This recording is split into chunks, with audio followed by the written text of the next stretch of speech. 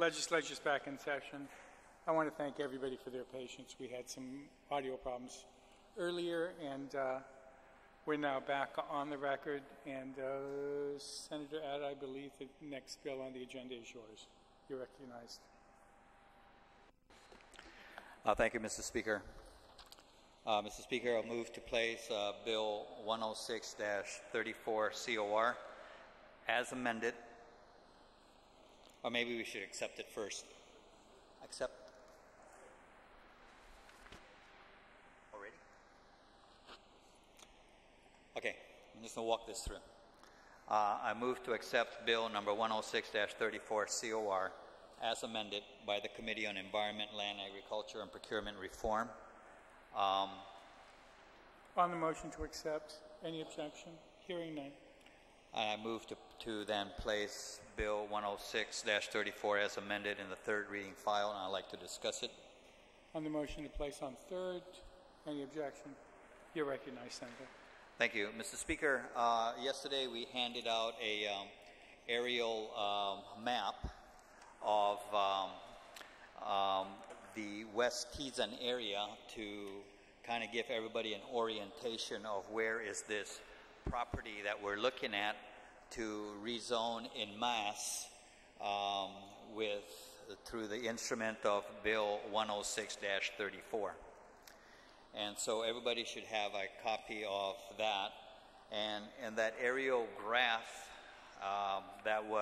graphic that was handed out, you'll see on the towards the left side of the map, an area that's enclosed in yellow, and there's an arrow that points to it saying West Teason.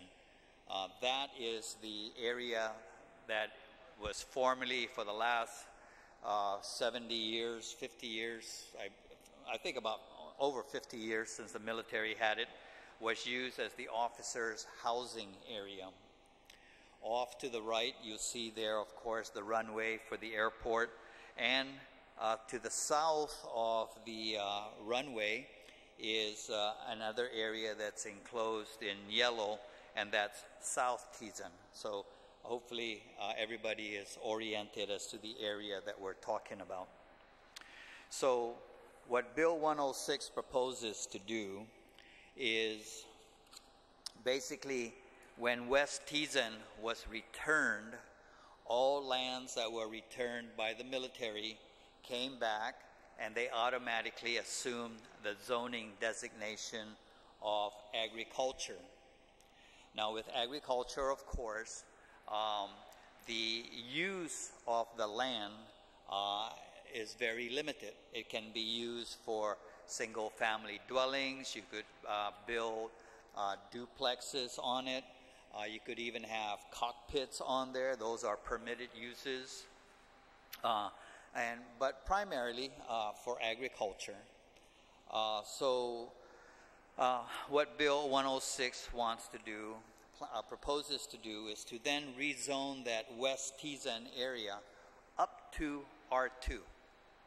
And what that means is that and this is purely voluntary on the part of the landowners that own property within that West Teason area. If they decide, hey, I'm perfectly happy to keep my property as zoned agriculture, they can certainly opt out and decide to keep it zoned as agriculture. If they decide that they want to maximize the use of their property and be able to build, let's say, a hotel, and they can then choose to rezone up to R2. And in an R2 zone, you are allowed to have single-family homes, as you are allowed in an agricultural zone. You are also allowed to have duplexes. You are allowed to have multiple dwellings. You could have apartment houses with 3 units or more. You could even, within an R2 zone, is also allowed the permitted use would be, for example, a hotel. A hotel is anything that's 6 units or more where the occupants are transients.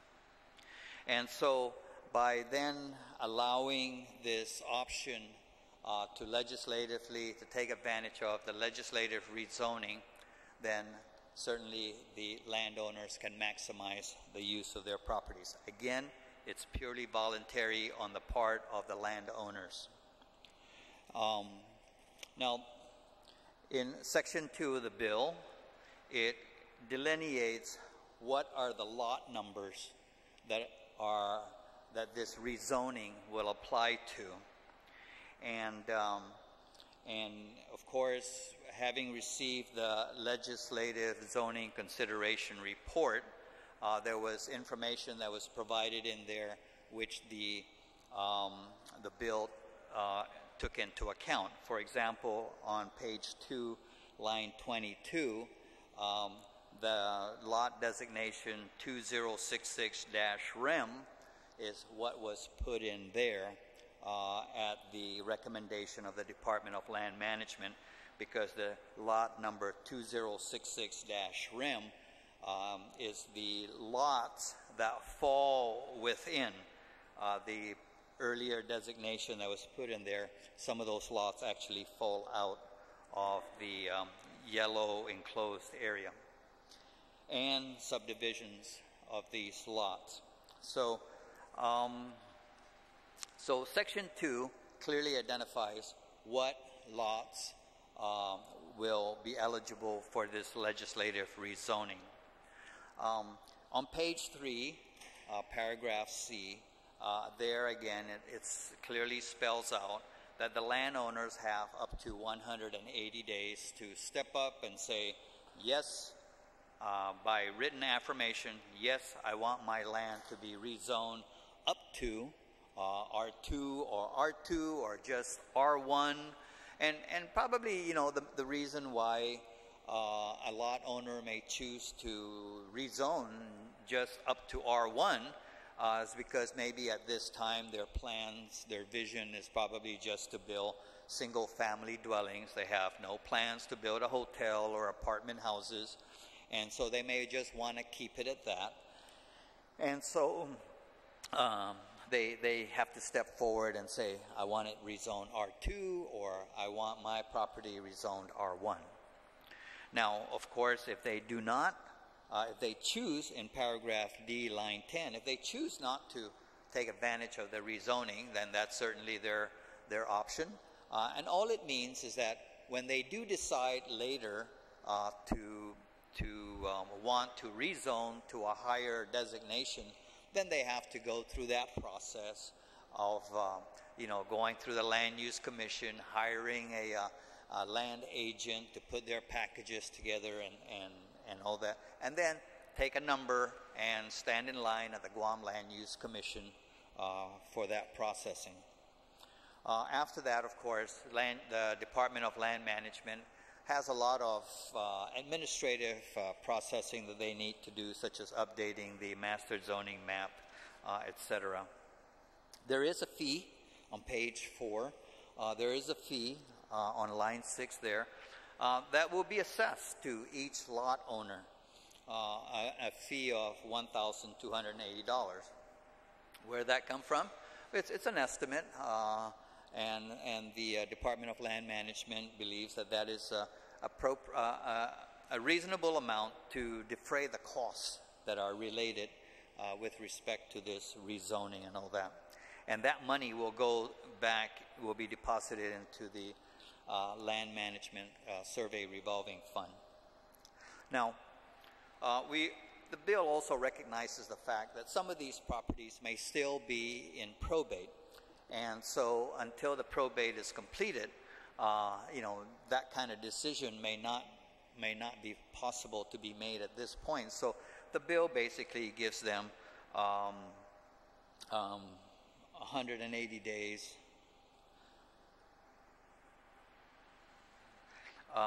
They actually have, unless the court gives them the approval to go ahead and make that change now, otherwise it will be 180 days from when the probate proceedings are finished.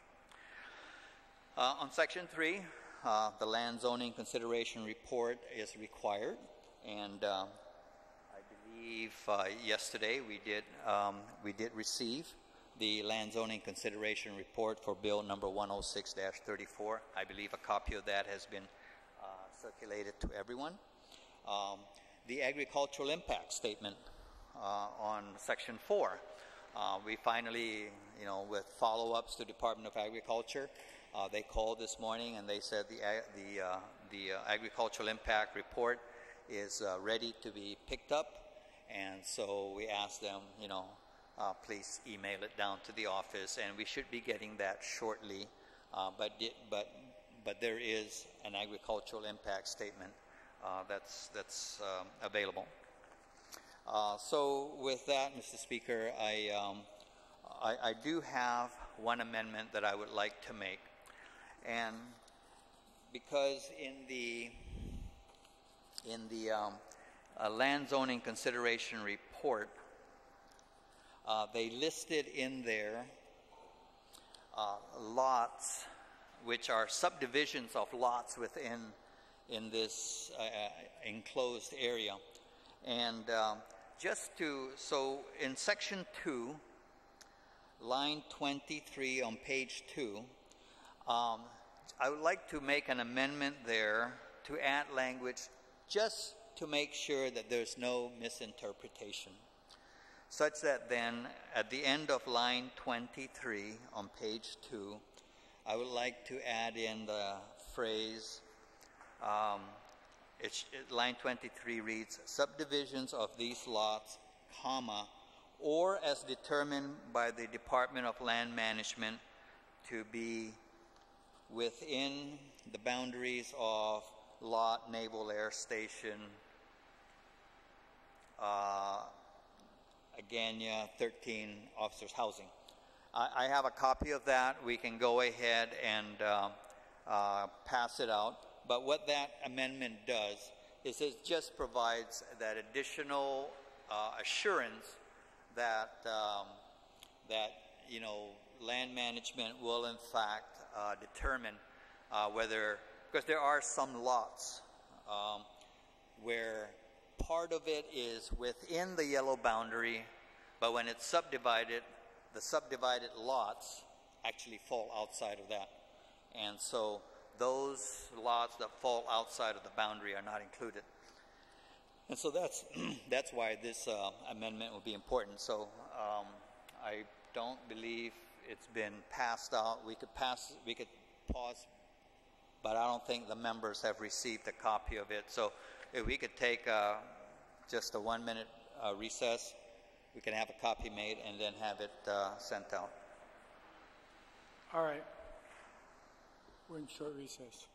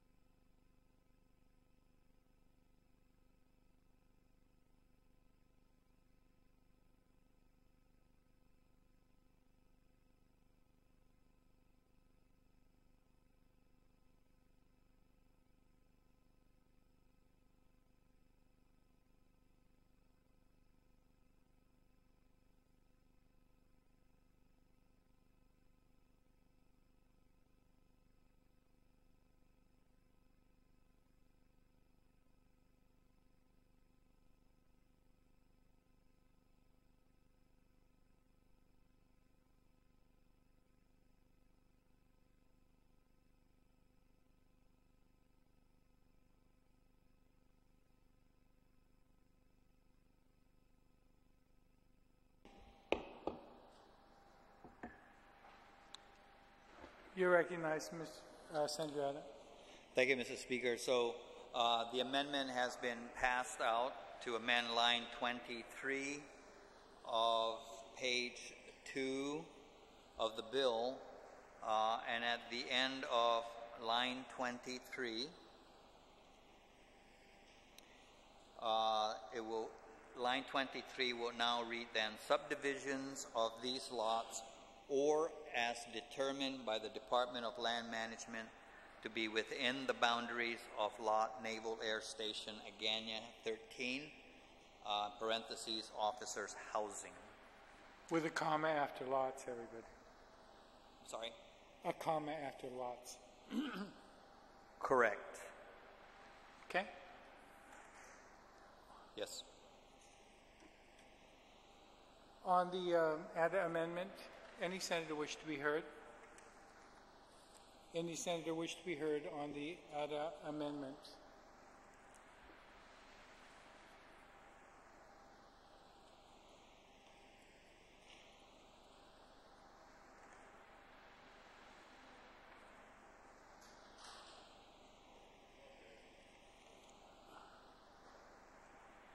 Madam Vice Speaker, do you wish to be heard on the Adda amendment? We'll take a short recess.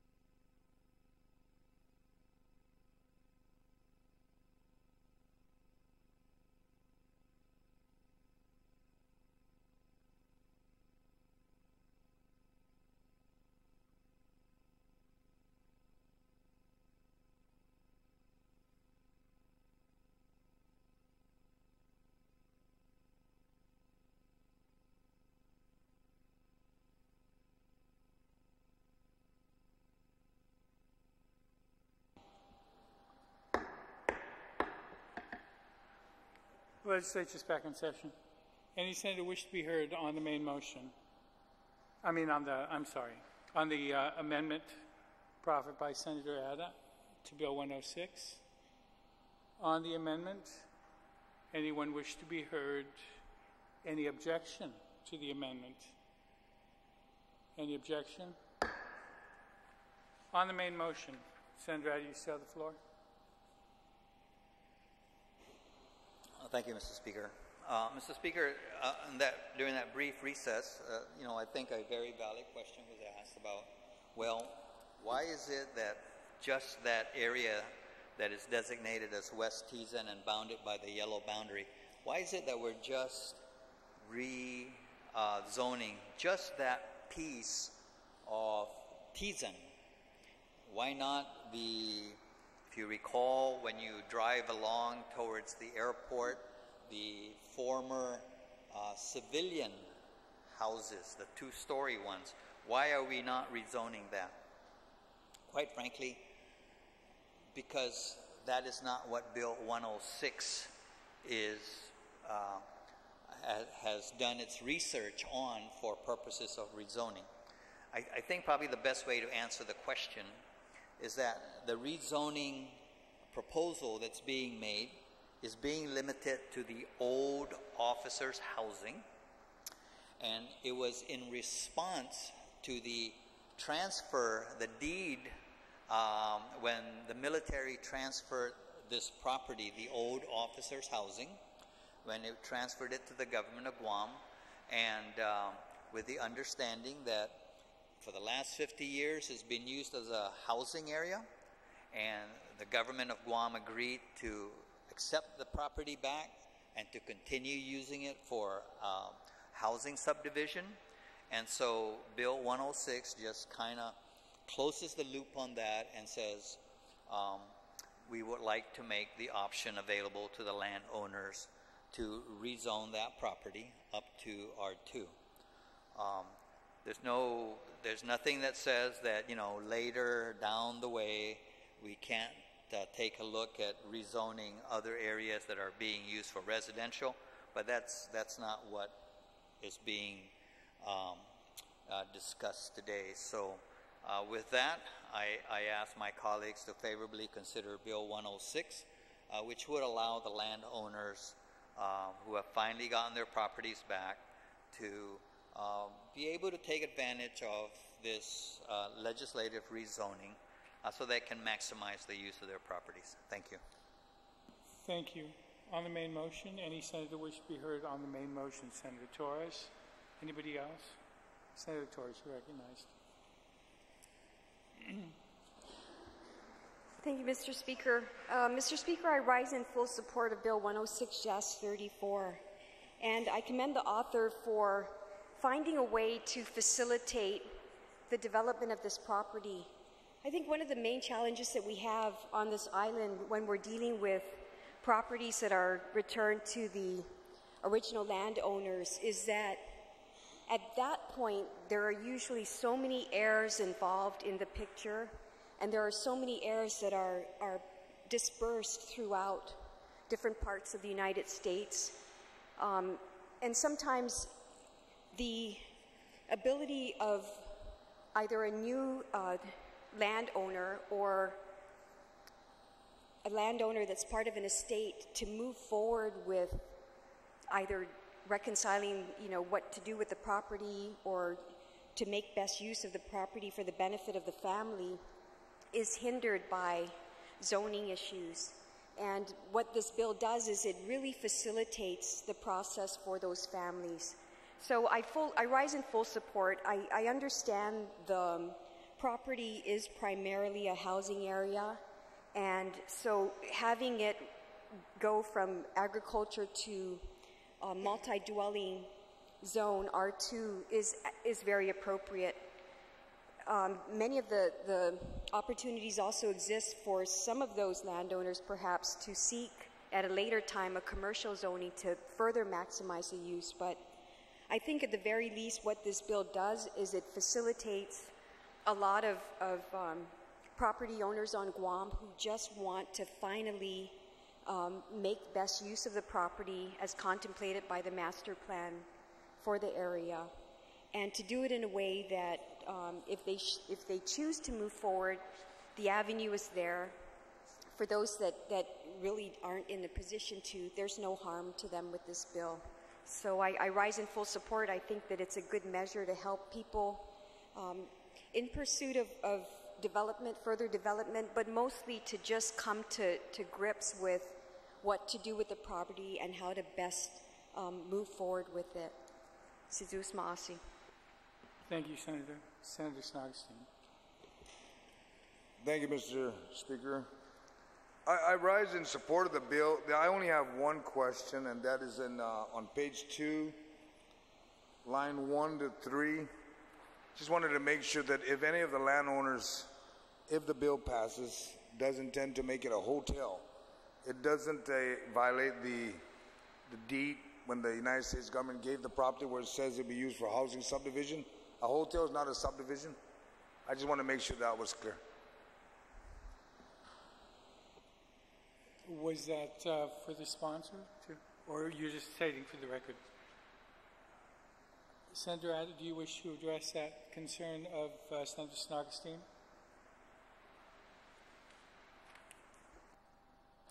Well, I guess if they decide to build a hotel on there after they have gotten through the building permit hurdles to make sure that, you know, other residents in the area are not impacted negatively, you know, a hotel still is a housing activity.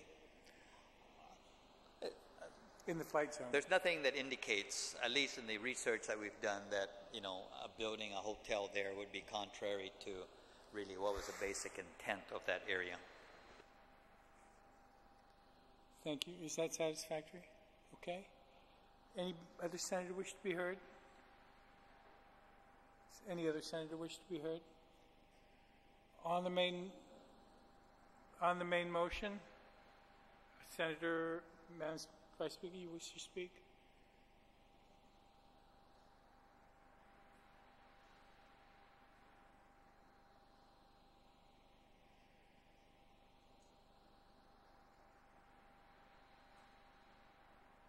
Thank you, Mr. Speaker.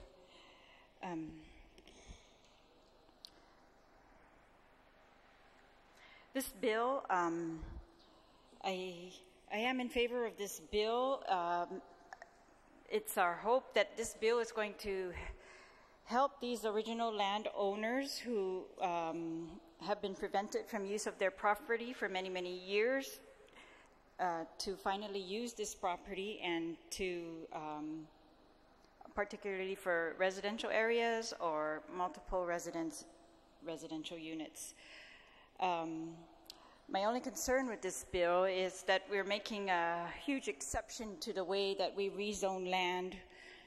We bring it into the legislature and rezone it in mass. We don't have a list of the landowners that are actually being affected or who own this property, and maybe because of many years of seeing land transactions on Guam, I just can't help but, you know, always want to be suspicious of what we are doing here when it comes to mass transactions regarding land or in bulk transactions, because I believe that the TLUC or the GLUC, the Guam Land Use Commission, when it does its review of zone changes, is by law mandated to be very thorough. And so I'm just nervous or, you know, worried that we are not being as thorough as they might have been.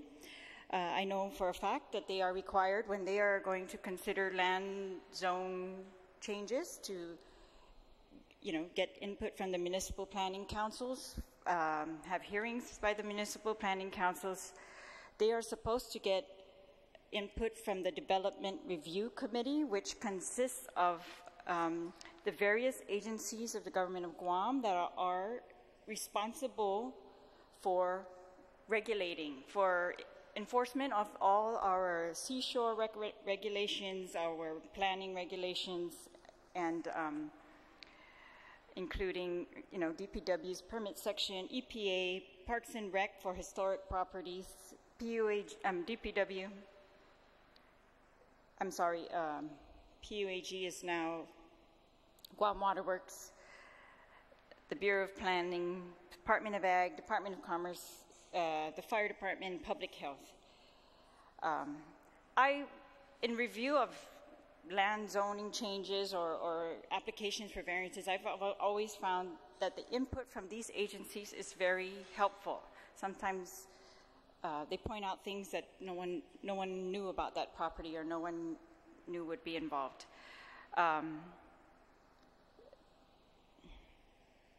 The other thing is that just because we're talking about Tizen, and Tizen has a long history, and we all know the complicated nature of Tizen properties and how not all Tizen property owners were treated the same. And that's my other concern with this bill. It's not that I want to do a mass rezoning of Tizen. In fact, I don't like to do that at all. But I am concerned that we are taking on this rezoning for portions of Tizen and for certain property owners, but we did not really afford this opportunity for those property owners whose property was taken back by the government, or for the Tizen highway taken back by the airport because they deemed it necessary for, zones around the runways, or property that was, and we are not affording this opportunity in this bill for those property owners that exist up there along the cliff, along the Tizen Highway, that are going to be impacted by phase 2 of the Tizen Highway. And we all know rezoning your property up increases the value, and I just think, these property owners could have been afforded a higher value on their property, but some Tizen owners will be getting higher value, some will not. Some have been afforded commercial zones by the legislature, some have been afforded M1 zones. So those are my concerns. But I do see no harm in residential zoning, and I hope that this does assist those original landowners. I really don't have any way to tell if we're even talking about the original landowners at this point. There's no list of those landowners right now. This property's been sold, as much of the Tizen property has been sold. But I do stand in support of the bill, and I have asked the Director of Land Management if we could see what the surrounding zones are surrounding this area, and just waiting for his input on that. But otherwise, those are my concerns, and I thank the sponsor for this bill, and I do hope that it will benefit the original landowners, Mr. Speaker. Thank you. Thank you. Any other senator wish to be heard on the main motion? On the main motion? If not, the sponsor is welcome to close. Thank you, Mr. Speaker. And I think I've probably said enough on Bill 106, and I just urge my colleagues to favorably consider the bill. And I do also want to report to the body that I've just received in the email the agricultural zoning, or the agricultural impact statement from the Department of Land Management, and I will afterwards I'll provide a copy of that to everyone, and I will also provide a comparative matrix to the body here for your information as to, if it was left at agricultural zoning, what are the permitted uses? And if it was rezoned to R1 or to R2, what are the additional permitted uses, so that then you can decide for yourself that in fact through this rezoning, we will actually, the landowners will actually be benefiting as to, how much more they can do with their property. I'll have that made available afterwards, after we finish here, and hopefully that will help you in your decision-making process as to your disposition on Bill 106. Thank you very much. On the motion to send the bill to the voting file, is there an objection? Is there an objection? Senator Adams, you're recognized on 107.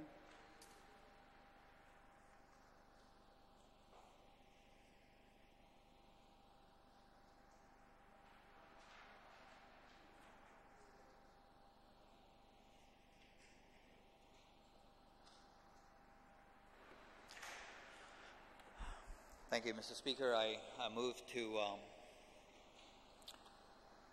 accept Bill number 107-34 COR as amended by the Committee on Environment, Land, Agriculture, and Procurement Reform. On the motion to accept, any objection?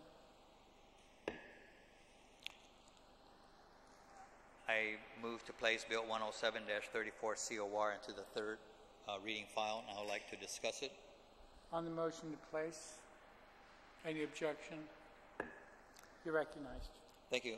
Mr. Speaker, first of all, I should clarify that we are speaking on an amended version of the bill. The amendments that were made were actually more so a matter of form, as was recommended by legal counsel, and so that's where actually all of the amendments were made. And if anybody wants to take a look at the trail of what those revisions were, they certainly can make those available. I believe a copy of the aerial map has been passed out to everyone regarding Bill 107. What Bill 107 does is it seeks to set aside approximately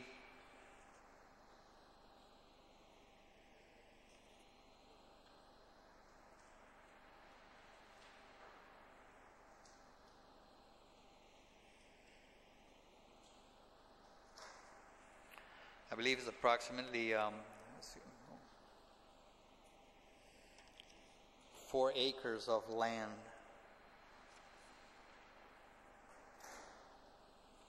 in Talafofo to be used as a community garden. And the map in the aerial graphic that was distributed, just to orientate you on where this area is, you'll see an aerial map there of the village of Talafofo, and to the right is the village of Ipan down there. But you'll see that it looks like a horseshoe. That's the Talafofo Elementary School. Just south of that is the baseball field that exists. And further south, you'll see an area that's been highlighted in green. And that's the area that is being proposed to be placed under the jurisdiction of the Talafofo mayor, who will then use that area as an area for a community garden. Now, how exactly he's going to parcel that out, that's left for them to do. This property is actually property that was set aside under the Land for the Landless program, and it's designated as community assigned property. And when the Land for the Landless program was in place, of which many of those surrounding lots were from the Land for the Landless program, these areas, this area was set aside basically for general use by the community, for recreation or whatever. But it has never actually been developed. Instead, they've developed a baseball field further north. And so the mayor has asked, expressed his interest that he would like to take over jurisdiction of that property that's located to be used as a community garden. And it's really as simple as that. And so I just ask my colleagues to favorably consider transferring, basically rescinding the administrative jurisdiction of that lot, which is currently deeded or leased to the Department of Land Management, and to vest the office of the mayor of Talafofo and the Municipal Planning Council with the administrative jurisdiction, so that now let the village of Talafofo decide how best to use that area as a community garden. Thank you, Mr. Speaker. Thank you very much, Senator. On the Bill 107, on the main motion, any senator wish to be heard? Any senator wish to be heard? Senator Tommy Morrison. Thank you, Mr. Speaker. I rise in support of Bill 107. I appreciate the author's efforts here. I was at the public hearing, and the mayor was pointing out some of his plans, working with some of his constituents. I think they have some things that are already in the works. However, I just want to ask the author, or maybe on page 2. Can we take, Senator Morrison, can we just take a short break? Sure, thank you.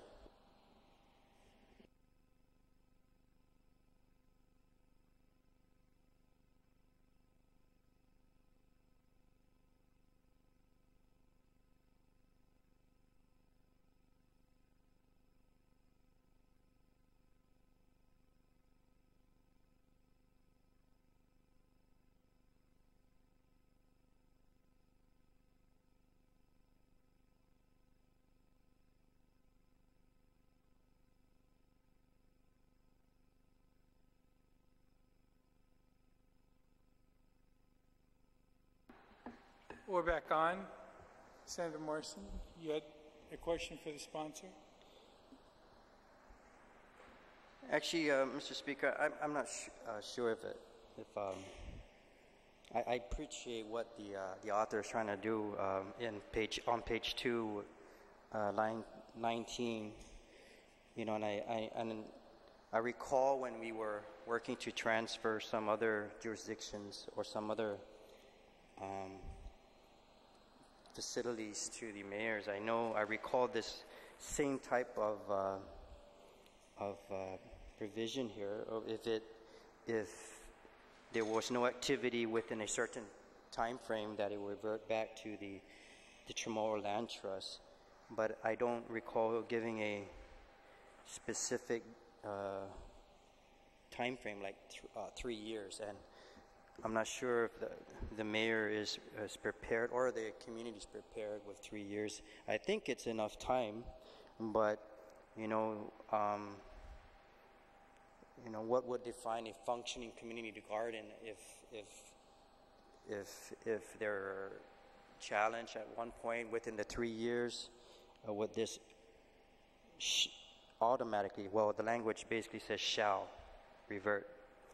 So I'm just concerned if there are some fluctuations. We know that with some facilities, we see the efforts being made that we've transferred where there's planning ongoing, but at the same time, there's some years where their efforts are stalled. So I'm just concerned within the 3 years if something should occur, that this automatically, based on this language, it would automatically revert back to the land trust.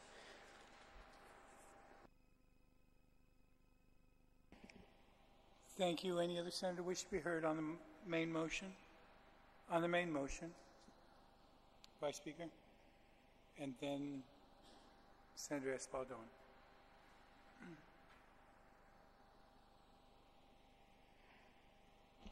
Thank you, Mr. Speaker. I rise in support of this bill. I thank the author, and I also want to just on the record state support for the mayor of Talafofo's his vision for this property. At the hearing, I thought he was inspirational, the way he described his vision and how he wanted the people, and especially the young people, to work the land. And he said, it's good to work the land.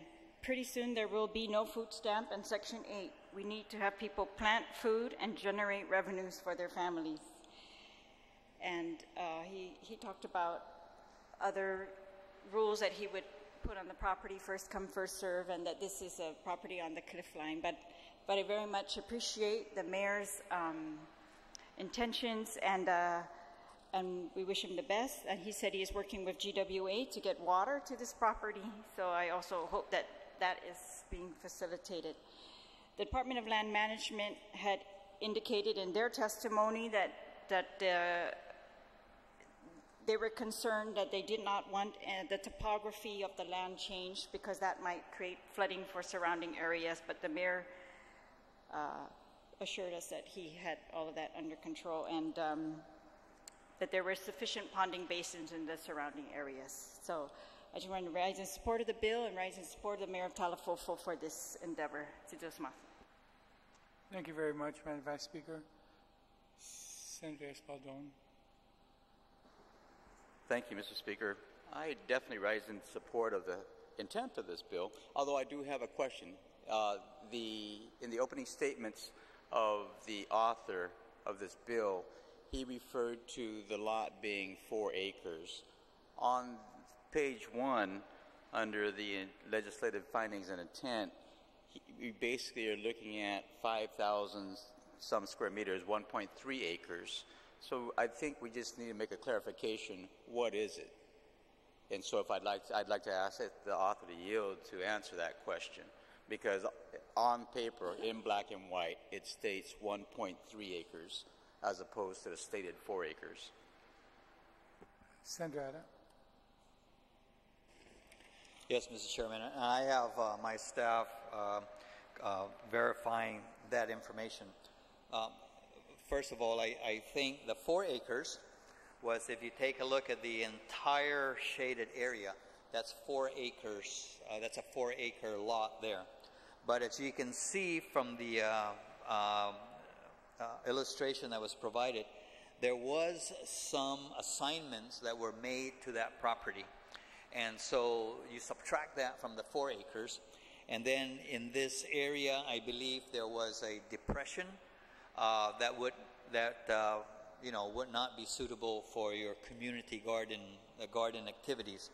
And so I think what was netted out was 1.3 acres. But my staff is verifying that information as to really how many acres is available for this community garden.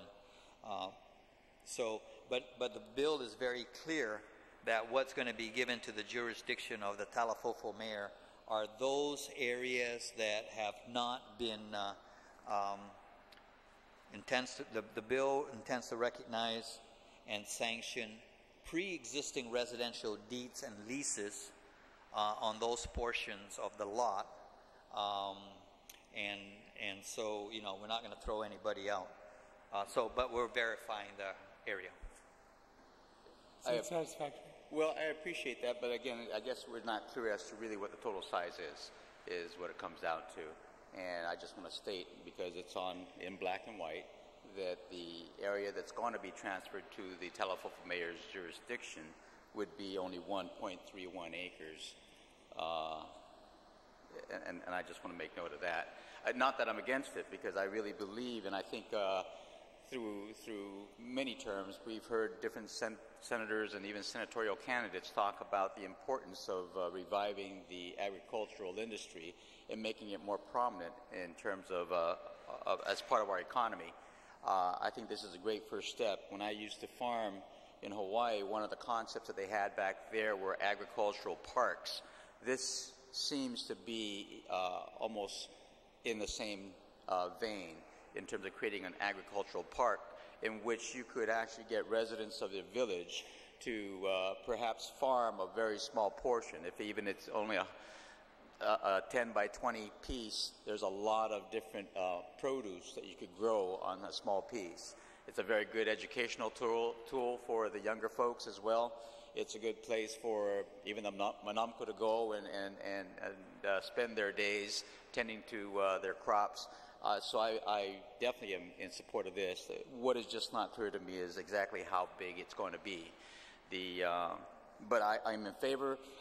We know that Talafofo deems itself God's country, and what better way to exemplify that by growing even more food and fruits and vegetables for our island. Thank you, Mr. Speaker. Thank you very much, Senator. Any other senator wish to be heard on the main motion? On the main motion, if not, I'll invite the sponsor to close.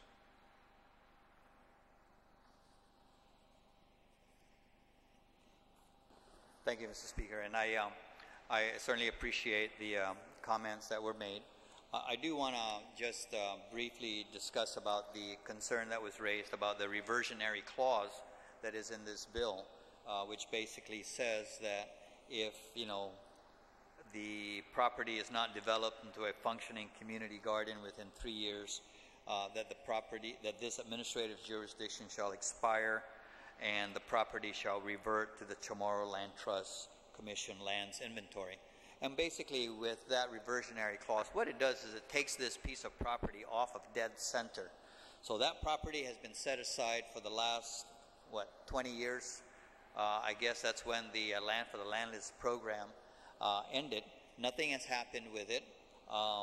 The mayor has stepped forward asking to basically take jurisdiction of that for community garden. If for whatever reason that doesn't pan out, then let's move it over to the Chamorro Land Trust inventory and let Chamorro Land Trust deal with it as they see fit, which no reason why they could not give the mayor, let the Chamorro Land Trust, if they decide, give administrative jurisdiction to the Talafofo mayor then.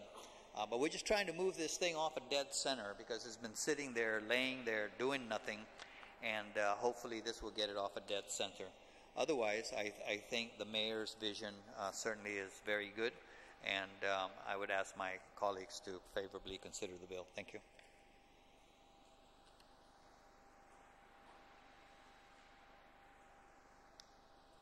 On the motion to send the bill to the voting file, is there an objection?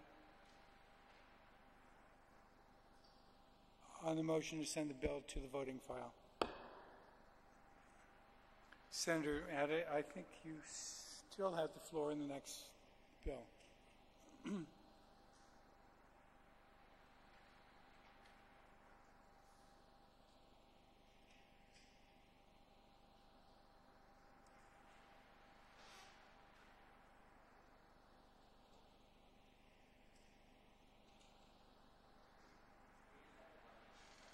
Sure.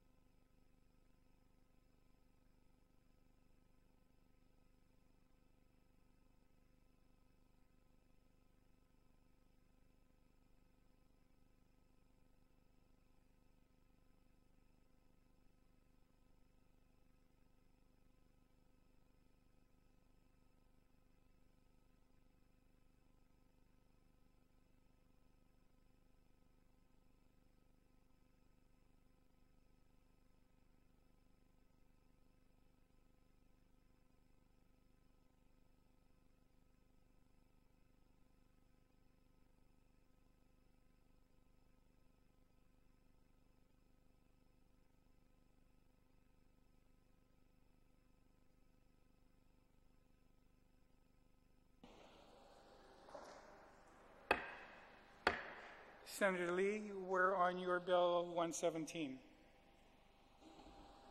Thank you, Mr. Speaker.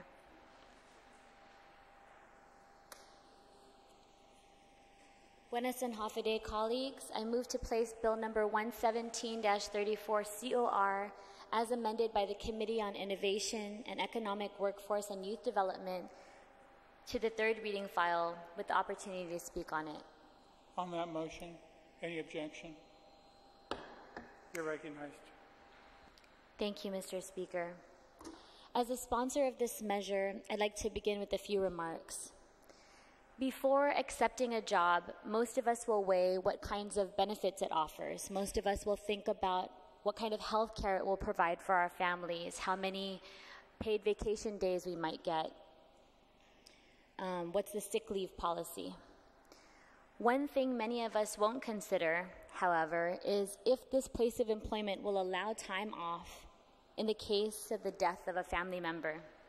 It may not be at the forefront of our minds today, but in the tragic event that a loved one passes away, it could become an urgent need.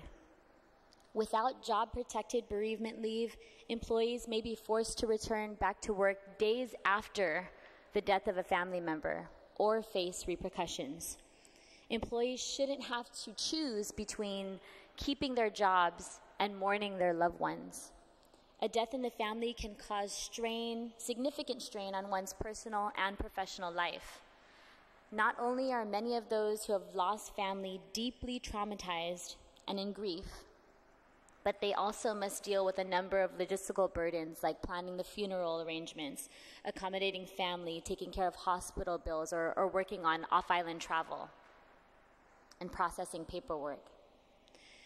Personally, I remember the numerous responsibilities I had to take on when my grandfather passed away a few years ago. At the time, I was the only one of my extended family on island, and I had to manage many of the logistics. Fortunately, at that time, I had a flexible work schedule that allowed me to handle these crucial details. Had I not, I would have to choose between going to work and taking care of this pressing family matter. Bill 117-34 guarantees that employees who have suffered the loss of an immediate family member will have the space to mourn and take care of family issues by allowing them to take up to 2 weeks of unpaid job-protected leave. This bill gives Guam workers job protection in both the public and the private sector. This measure does not put an undue burden on employers. In fact, 81% of employers already provide some form of bereavement leave, according to the 2016 Employee Benefits Report of the Society for Human Resource Management. This bill simply aims to bridge the gap in coverage for employees who have no access to bereavement leave at all. Thousands of employees can be positively impacted by passing this bill. Under this bill, employers are not responsible for paying wages during bereavement leave. It simply gives the employees the peace of mind to know that they can take some time off to grieve and take care of family business. A companion bill, Bill 118-34, which we'll hopefully also discuss today, clarifies who this bill would cover. Businesses with fewer than 20 employees would be exempt from providing this unpaid job-protected leave. This ensures that our small businesses would not be detrimentally affected while still covering a majority, 72% of all Guam's workers. Bill 117-34 COR would put into law our island's strong values and traditions. Providing job-protected leave for grieving families is good for businesses and good for employees. It improves engagement, morale, and productivity. Our businesses and our people believe that strong families make a strong Guam, and it's time that we update our laws to help support that. Once again, I'd like to thank the many co-sponsors of this bill, and I look forward to working with my colleagues and looking forward to their support on these measures. Suzus Masi. Thank you, Senator. On the main motion, any senator wish to be heard? On the main motion, any senator wish to be heard? Madam Vice Speaker.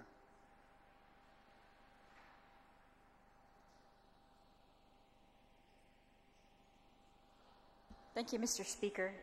I rise in support of this bill, and I thank the author for the bill and the public hearing on it, and it was,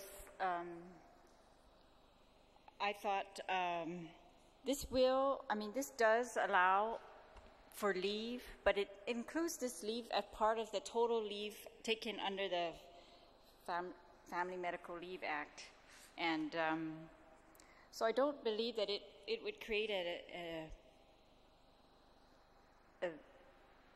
a tremendous burden on the employers when when families are already entitled to take so many days of leave under the Act. And I just think that particularly on Guam and with our families, that it is important that our workers are able to do what they need to do to take care of their families and come back to work ready to work. And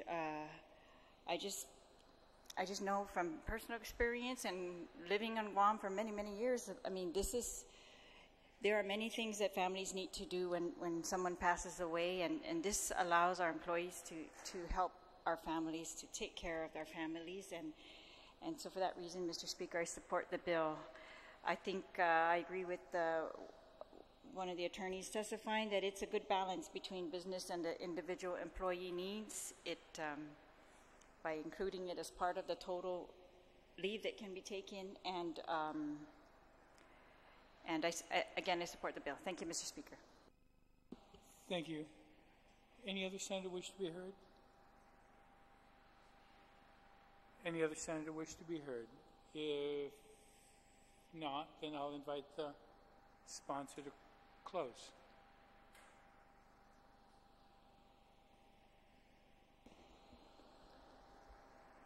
Citizens Massey, Mr. Speaker. You're recognized. In closing, I'd just like to thank my co-sponsors, thank all of my colleagues for their consideration of this bill. I'd also like to thank the community advocates and the stakeholders that we worked with to review the draft bill, to give us some of their feedback, and definitely at the end of it, it really did make our bill stronger. I think that it helped to protect both the employees and the employers. So I'd like to thank the Society for Human Resource Management. I'd like to thank Grief Recovery and some of the members of the Compassionate Friends group and a number of others who've lost people in their lives and came out in support of our bill. Darlene Garcia was one of them, Danielle Bell. They shared their stories both in opinion editorials in local newspapers and during the public hearing. And while this is a difficult thing for many folks to kind of grasp and get their arms around, I think that this policy is really going to be beneficial for Guam's families and for our workforce. I think it's going to provide a tremendous benefit for our employees. I also wanted to just note that the section that we added regarding DOA is to ensure that the implementation of the law doesn't conflict or double up the benefits available to GovGuam employees. And so that's something that an amendment that we made. So again, I really appreciate all of the support that we've gained on this measure. And I want to thank everybody in advance for their support. Citizens Massey. Thank you. On the motion to send the bill to the voting file, any objection? Senator Lee, you're recognized on 118. Citizens Massey, Mr. Speaker, I move to place bill number 118-34 as introduced onto the third reading file with an opportunity to speak on the bill. On the motion to place, any objection? As was mentioned, Bill 118-34 is a companion bill to 117. This bill intends to update provisions in the Guam Family Medical Leave Act in order to streamline coverage and resolve conflicting language in the Act. These updates include changing the size of businesses required to conform to GFMLA. Under this legislation, businesses with fewer than 20 employees would be exempt from providing this unpaid job-protected leave. This will ensure that our small businesses will not be detrimentally affected while still covering a majority of Guam's workforce, 72% in fact. And we have a representative from the Department of Labor,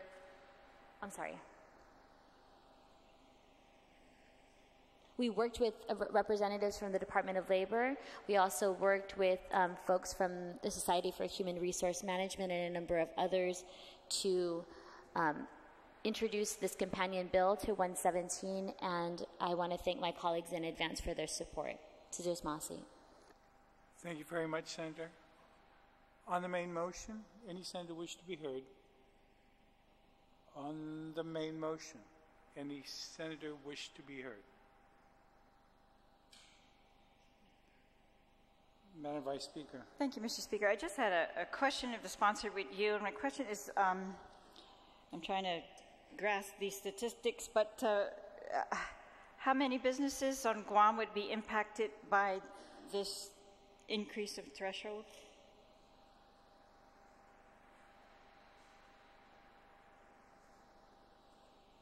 Do yield.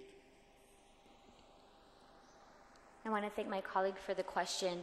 In our research, we found that the majority of Guam's workforce were employed by a handful of workplaces who employ more than 20 employees, which was about 19% of workplaces on island. So the 20 employee count was a good threshold that would cover a majority of the workers on island without placing an undue burden on the 81% of organizations consisting of small businesses who employ 1 to 19 employees.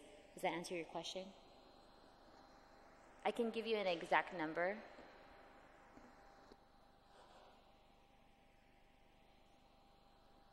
This is based on the 2015 census data.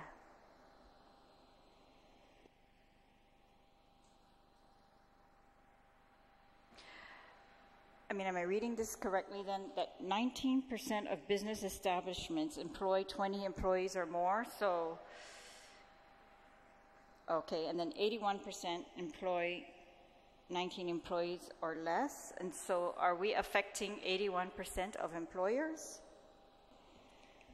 We're affecting 81% of small businesses. No, 72% of employees.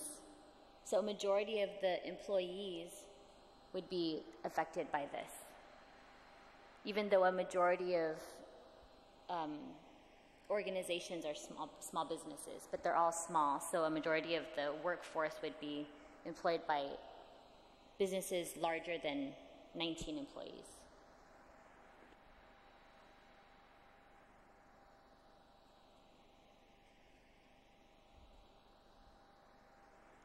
How many employers are there between 12 and 20 employees currently?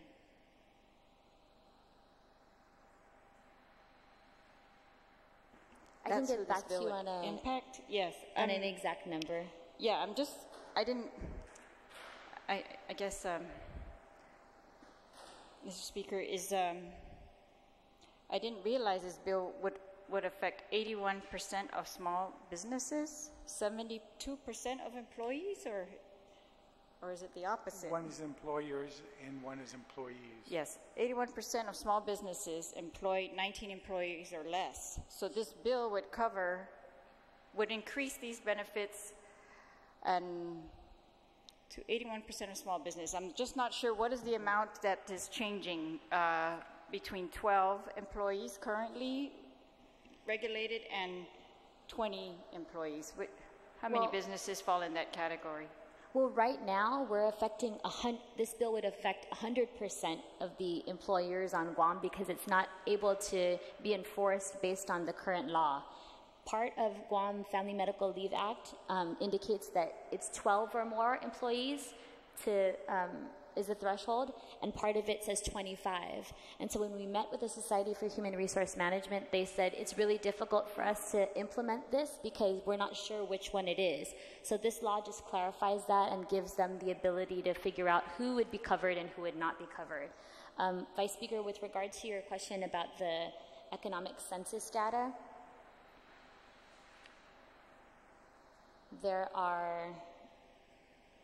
this is for 2015 census.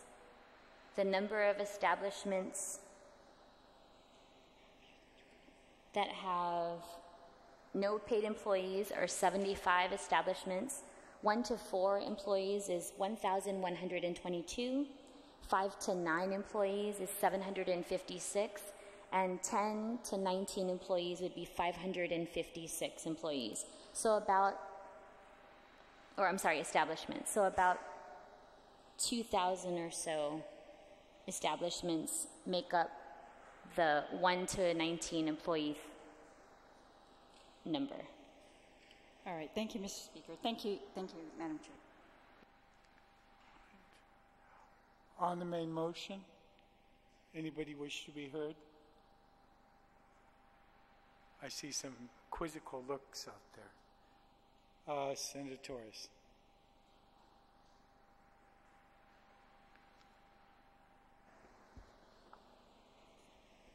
Mr. Speaker, I think that the retiring speaker brought up a very good point about what the actual impact is to this. When we deal with employers, there's always a consideration for the capacity of an employer to afford certain benefits. And it really speaks to good business sense. And a lot of times when we talk about regulations and following certain things, we contemplate those employers that have within their organization an HR department or some semblance of an HR management, so that they can very properly follow these regulations and these things that are, these policies that are set by statute, so that they're compliant. And what concerns me about having a threshold where you say that employers with 20 or more employees would be bound. I think my concern here is if in fact this is something that is conducive to the business operations of the majority of our businesses on Guam. Well, actually, it's not a majority of the businesses, it's only 19%, but it does affect the majority of employees. So the effect is actually pretty broad when you think about it. But where I'm going with this thought is, while I'm a little concerned about the extending the threshold so that more people can avail of this benefit, I initially was concerned about whether it's too much of a burden to the employers, because now you're opening it up to a lot more people. But I do think that regardless of whether it's 20 or 25, most people in that category have an HR department or have some semblance of HR management, so I don't think that it really makes that much of a difference.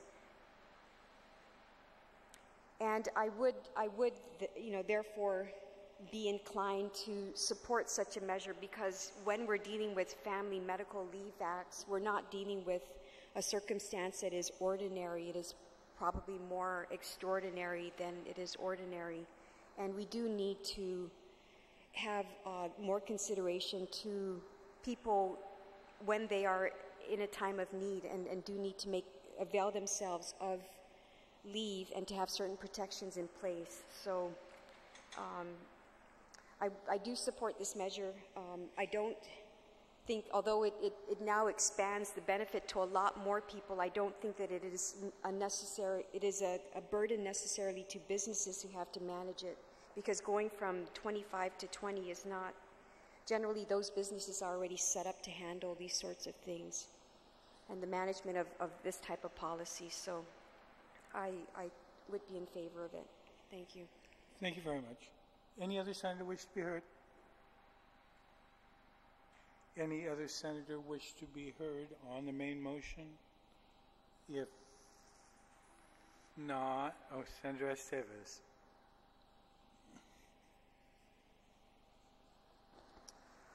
Thank you, Mr. Speaker.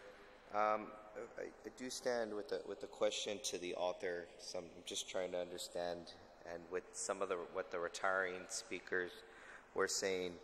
If I'm reading this correctly, as per page 2, line 22, notwithstanding subsection A of this section, it shall not be an unlawful employment practice to refuse to grant the FMLA, which means it wouldn't in fact avail FMLA to more people. It would actually take it away from more individuals. So I just want to see clarification on that, correct? That's I'm reading that correctly. If I'm reading that correctly. So just Masi, again, there was an inconsistency in the law. So in some portions of it, it states employers who employ fewer than 12 employees in Guam, and another section said fewer than 25 employees. So this measure just seeks to clarify that now the standard will be a 20 employee threshold throughout.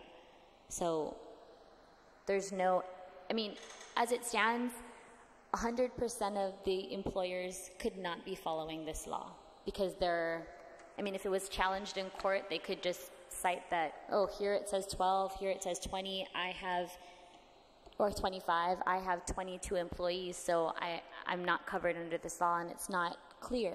So we just wanted to, alongside some of our stakeholders in the community, we wanted to make sure that we work with them and support businesses so that they can be in line and be able to follow the law, so that everybody's clear on where they would stand based on how many employees they employ. Thank you.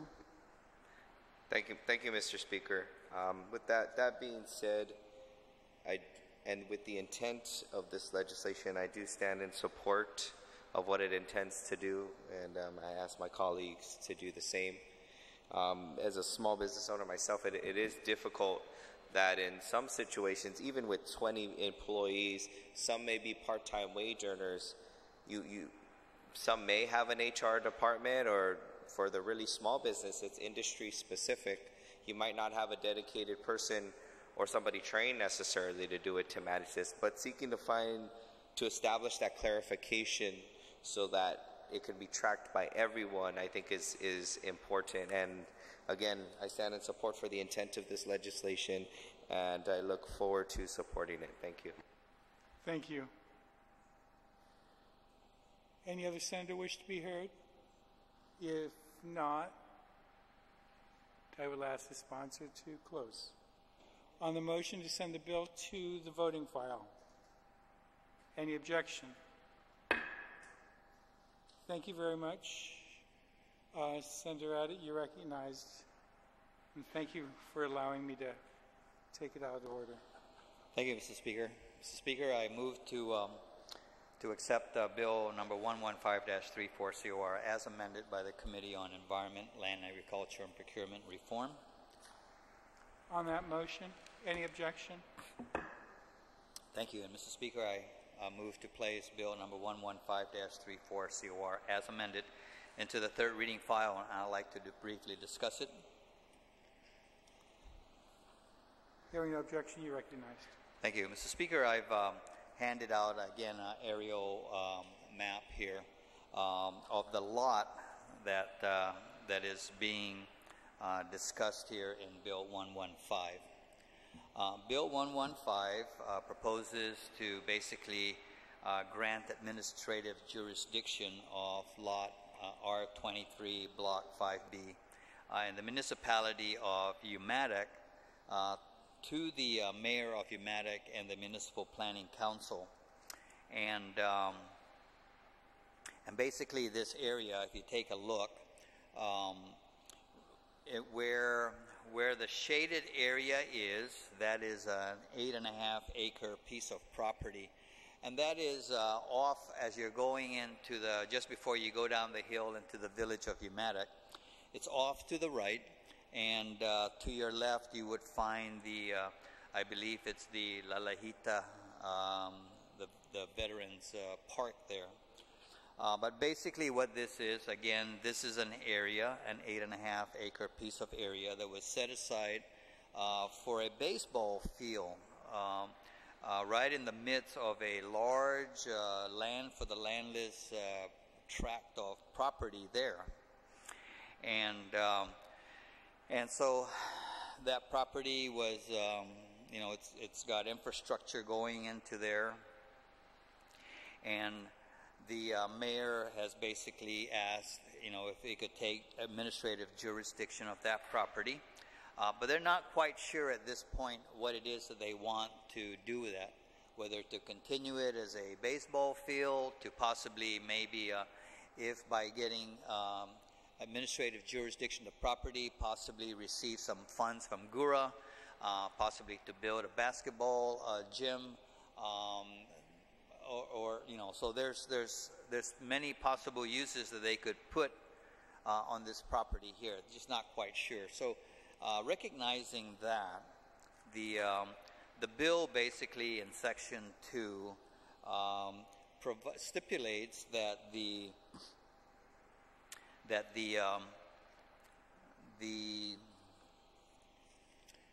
Municipal Planning Council and the Mayor's Office will have 12 months to complete a land use plan.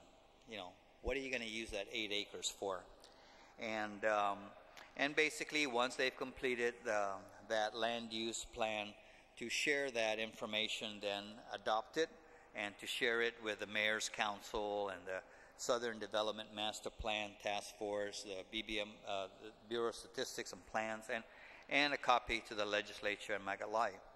If after the 12 months has elapsed and, you know, still haven't decided what to do with that property, then, of course, there's a clause there that says that the property will then be transferred to the said lot shall automatically transfer to the Chamorro Land Trust Commission inventory for Chamorro homelands. And so again, the bill basically is trying to move this piece of property off of dead center, and possibly you know, a specific definite use will be identified. What can you do with that property if it's turned back to the Chamorro Land Trust inventory? Possibly you could be subdivided because it's got infrastructure into there. It could actually be subdivided into potentially 16 residential lots that could be leased out as Chamorro homelands by the Commission for Homes. So with that, you know, 12 months, we're just basically, the law is basically just saying, you know, come up with a land use plan and decide what you want to do with that, and that's really the requirement, and then hope for the best that whatever their land use plan is, they'll be able to implement it. So that, Mr. Speaker, is the gist of Bill 115, and I would ask my colleagues to favorably consider that. Thank you. Thank you, Senator. On the main motion, Senator Morrison.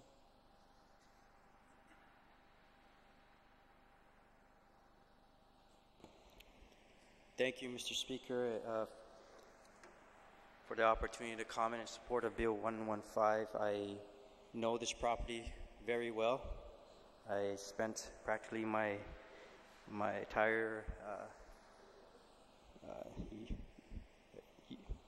time after school during my younger days to learn the game of baseball at that field. I do appreciate the author's efforts here. It's timely as the mayor working in collaboration with GURA to restore the field. Although it's sat idle for many years, there are still opportunities that the mayor and the community planning council has been seeking resources to restore the field. So Bill 115 is consistent with the ongoing efforts by the community of Ematic to restore the field. What's also important here with this measure, Mr. Speaker, is although it's a Little League field, there's efforts to make it a multi-use purpose facility, such as the one that was recently put in place in Talafofo. And we're seeing that it's not only, you know, there's more sports today, more competing sports today in every village, and we're seeing that that's a good thing. So, you know, even though its primary purpose in the past was a baseball field, Bill 115 will allow for expansion for a multi-use facility.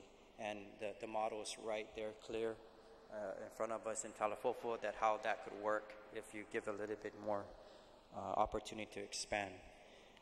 the area there, though, with what Bill 115 will also allow is to reconfigure things because the limited space where the field is right now, and it would allow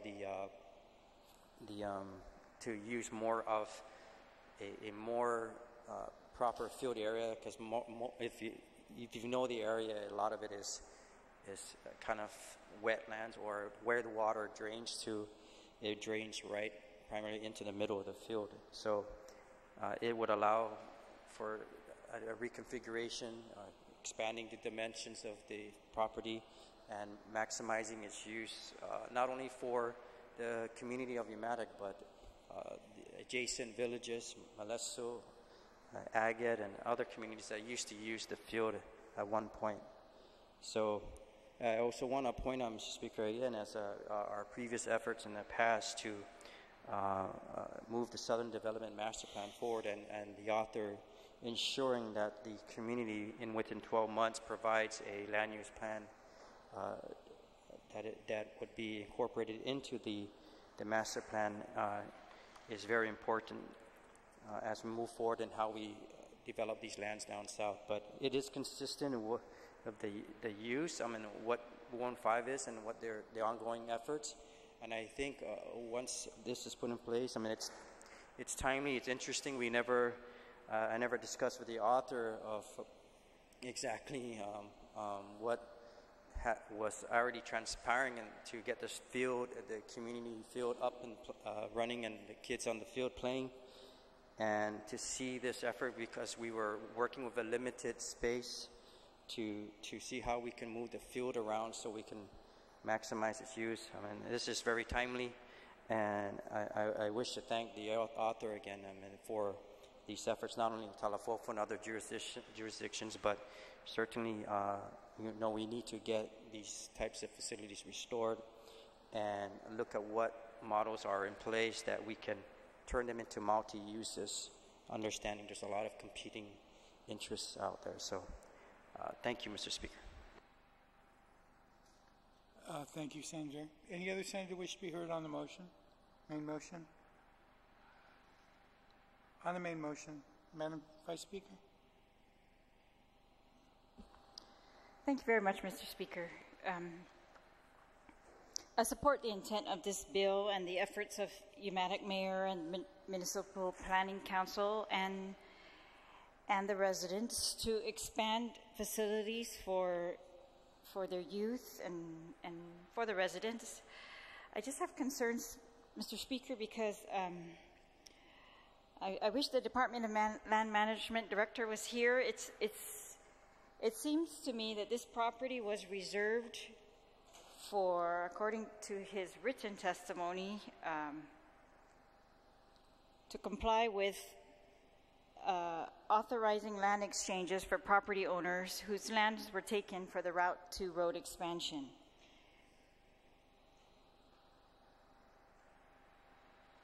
Except for Lot R23, which remains designated for the community baseball field. And then at the end of his testimony, he says, DLM finds that Tract 3241 does not have any additional property currently available other than Lot R23, which has already been designated for community use. So I guess maybe I'm going to pose a question to the sponsor with his permission, is whether this lot is still, or any of the land is still necessary for the exchange for the road expansion.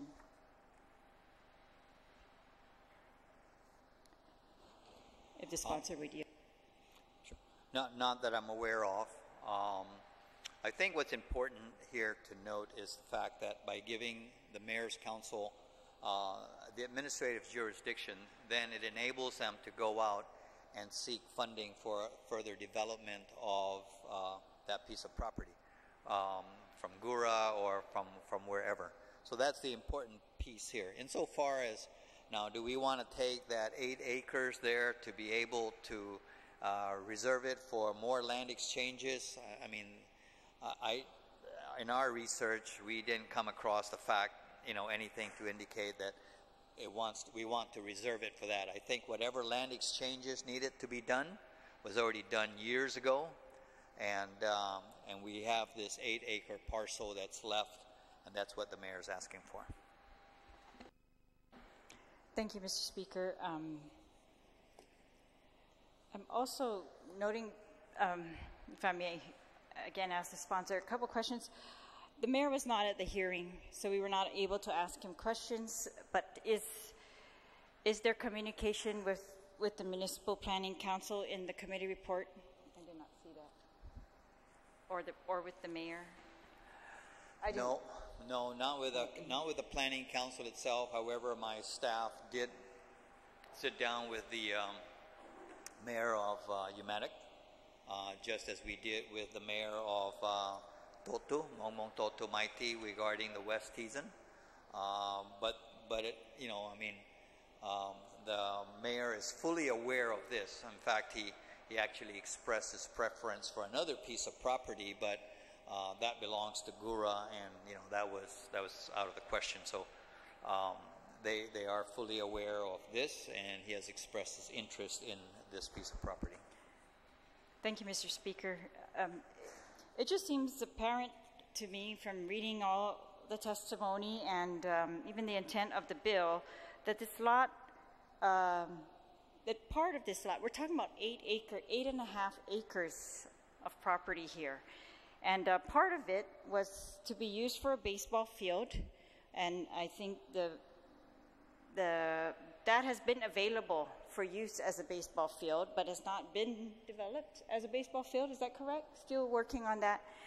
And I just think property that is owned by the Department of Land Management is owned by the government of Guam. There's no reason that the mayors, and as is obvious from this bill, are not able to utilize that property, if with discussions with land management, for facilities. But I think it's being said on the record, but it's not really. I can't see anything written talking about developing a mayor's, anything with Gura or building this new mayor's facility or something like that. And so those are just my concerns, is that we're talking about 8 acres of property. I wish we could get the intentions of the Municipal Planning Council, their intended use of this property, the 8 acres, and so that we could be more deliberate in what we are approving here. I mean, otherwise, of course, the baseball field, I think, has already been, established that it would be used for that purpose, any type of recreational facilities. But when we're talking about using it to build something else, I just think even delivering such a plan to the Southern Development Master Plan Task Force does not necessarily, or BSP does not necessarily mean that, the task force or BSP, which is in charge again of... Point of information. Mr. Speaker, I apologize. I just want to clarify some things. I know I didn't mention specifically with regards to Gura and the block grant. It was recently announced also in the media of the award to restore the field. So I didn't mention that, but over $400,000 already dedicated to restoring the field.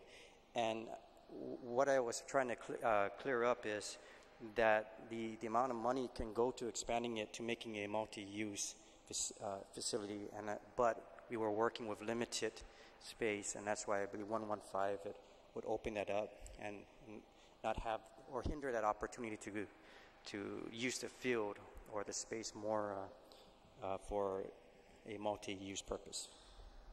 That sounds great, Mr. Speaker, and I have no objection to that. I just wish they would be more specific as to how much land do they need for a baseball field, for a multi-use facility, versus the 8.5 acres that we are transferring here. And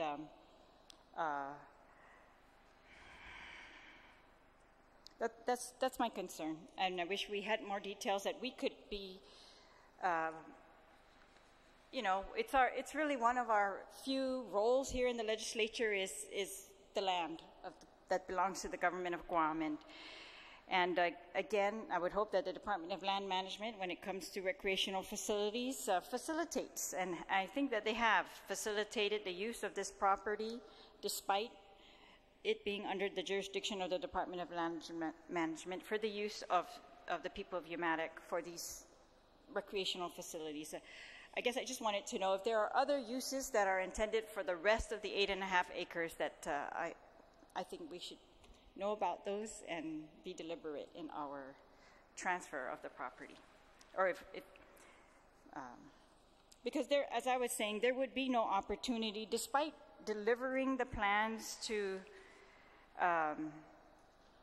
the Southern Development Master Plan Task Force or the Bureau of Statistics and Plans and the Mayor's Council of Guam, we're not sure that there would be any additional input by the legislature as to any foreseeable use. Really, we're opening it up for any foreseeable use, which is not, I guess that's just my concern, Mr. Speaker. It's very, very broad. It's not for a specific purpose that we're transferring this property, which I fully support specific purposes, transferring it for recreational facilities, or whatever else they might have planned. I would just like to see those plans, Mr. Speaker, or even an idea of what those might be.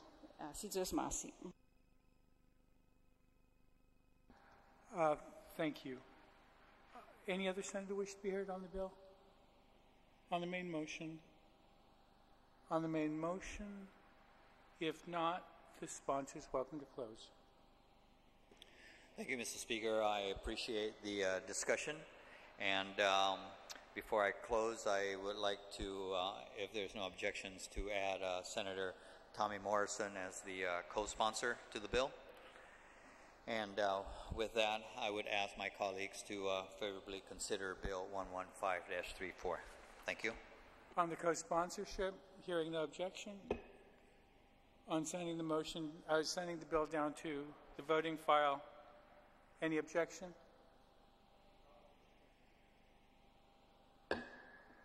The time is now 11:20. We've exhausted all the bills that we have on. We have a couple of resolutions for this afternoon. Senator Nicholas's bills, but he won't be here until this afternoon. So, I'd move to recess, Mr. Speaker, until 2 o'clock. All right, we recess until 2.